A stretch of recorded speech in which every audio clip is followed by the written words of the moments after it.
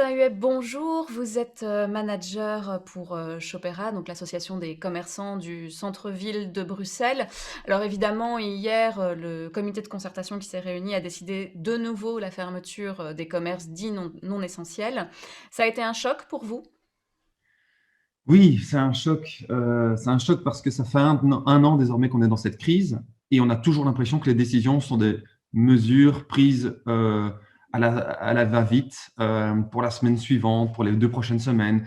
On est toujours dans un management de crise. Et si dans le privé, on devait gérer une société comme ça pendant un an, il n'y en aurait pas beaucoup qui seraient encore sur pied. Donc on est à la fois étonné, surpris, et puis on est désabusé, parce que ce sont des mesures qui sont parfois inapplicables, on va en discuter, mais très très compliquées à mettre en œuvre. Et on a vraiment l'impression que,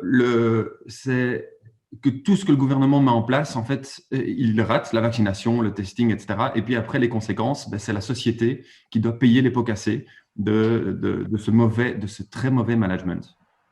Alors, pour l'instant, donc les commerces, eux, avaient pu rouvrir depuis quand même un petit temps. Pour les métiers de contact, c'était pas le cas. Votre association, elle a cette particularité d'avoir aussi des grandes enseignes et des indépendants. Pour les grandes enseignes, est-ce que c'est plus facile de mettre en place le système de click and collect et la prise de rendez-vous que pour les petits? Alors oui et non, parce que prendre un rendez-vous quand il y a autant de clients, je ne sais pas si justement les personnes du gouvernement ou du comité de concertation ont déjà été dans un Decathlon, ont déjà été dans des grands magasins, un Shopping City 2. C'est beaucoup de monde. Prendre rendez-vous, c'est quand même compliqué pour ces grands-là, de par la masse. C'est plus facile évidemment pour un petit indépendant de prendre des rendez-vous. Donc à ce niveau-là, c'est un peu plus facile pour lui. Néanmoins, c'est quand même des mesures très très compliquées à mettre en place. Et puis on nous demande de mettre ça en place à partir des prochains jours. On a toujours vraiment l'impression que, encore une fois, c'est vite vite, faites ce que nous on décide, même si ce sont des mesures, on se demande un peu. Hein. On est ouvert depuis le mois de décembre. On a prouvé par A plus B déjà depuis le mois de mai. On avait première réouverture. Au mois de décembre, deuxième réouverture. On a eu les soldes. Pas de pic de contamination dans les magasins. Donc pourquoi est-ce qu'aujourd'hui, on demande aux magasins de se restreindre alors que tout fonctionnait bien?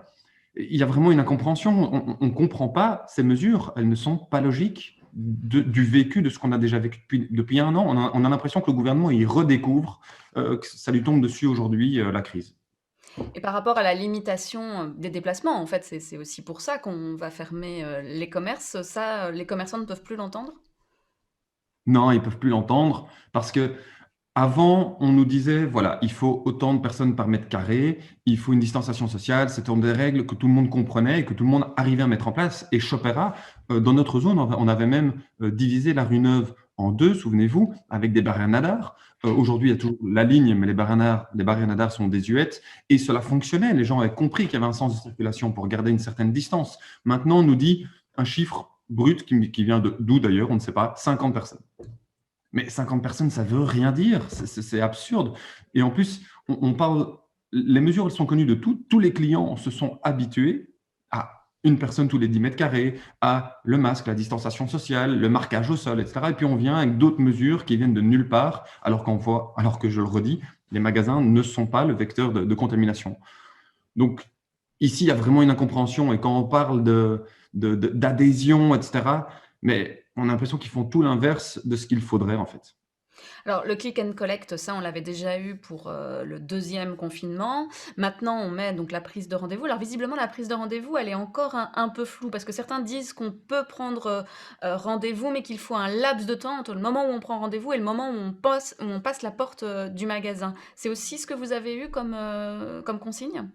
Effectivement, comme la première, déjà, les mesures, on les trouve absurdes, mais en plus, après, si on doit vraiment analyser l'absurdité des mesures, on se rend compte qu'elles ne sont pas suffisamment claires. Est-ce que c'est via un mail? Est-ce que c'est obligatoirement au téléphone? Est-ce que c'est sur le pas de la porte pour dire on revient dans 20 minutes? Effectivement, comme vous le dites, est-ce qu'il y a un delta minimum? Est-ce que ça peut être un quart d'heure? Ça peut être 10 minutes? Ça peut être 5 minutes? C'est 30 secondes? On nous annonce des mesures qui sont, un, mauvaises et deux, pas claires. Donc, on est vraiment désabusés. Alors, il y a aussi les métiers de contact également. Alors là, c'est encore une autre histoire, puisque on va quand même, ça fait 3 semaines simplement qu'ils ont rouvert avec des protocoles différents, et de nouveau, on les ferme. Est-ce que là, quelles sont leurs réactions pour l'instant? Écoutez, Depuis le début, on demande à des gens d'investir, d'avoir du gel, des plexiglas, d'investir dans des masques, d'investir dans des manières de désinfection, etc. 3 semaines plus tard, on leur dit, oh, vous savez, tous vos investissements, vous pouvez les mettre à la poubelle. C'est ça. Voilà. Donc, en gros, c'est toujours la même chose. On demande à des gens d'investir, de payer, encore de donner de leur personne, et financièrement, et puis derrière, on les laisse tomber en disant, vous savez, en fait, on n'a pas de preuve, on n'a aucune étude qui prouve que machin, ou en tout cas, on ne communique pas là-dessus, mais on va vous fermer. C'est incompréhensible, c'est scandaleux. Et la date de réouverture du 25 avril, vous y croyez? Ça fait longtemps qu'on ne croit plus ce qu'on nous dit. Honnêtement, ça fait maintenant, on nous balade depuis des semaines et des semaines. Je comprends, hein, le virus, il ne dit pas le 25 avril, je reviens ou je pars, on est bien d'accord. Mais j'aimerais bien quand même que, en termes de vaccination, en tout cas, on est tous d'accord pour dire que c'est la solution, que notre gouvernement aille un peu plus vite plutôt que de punir ses citoyens de manière générale, hein, parce qu'il n'y a pas que les commerçants, il y a la culture qui est punie aussi, il y a tout le monde qui est puni, simplement parce que eux ne font pas bien leur boulot. Vous demandez des aides supplémentaires pour ce mois de fermeture? Ben, écoutez, moi je suis à un niveau local, donc c'est clair que des aides, à mon avis, elles doivent venir de l'échelon fédéral à régional, éventuellement communal au niveau de la ville de Bruxelles pour, comme ils l'ont déjà fait, et je crois qu'effectivement, il va falloir continuer à le faire.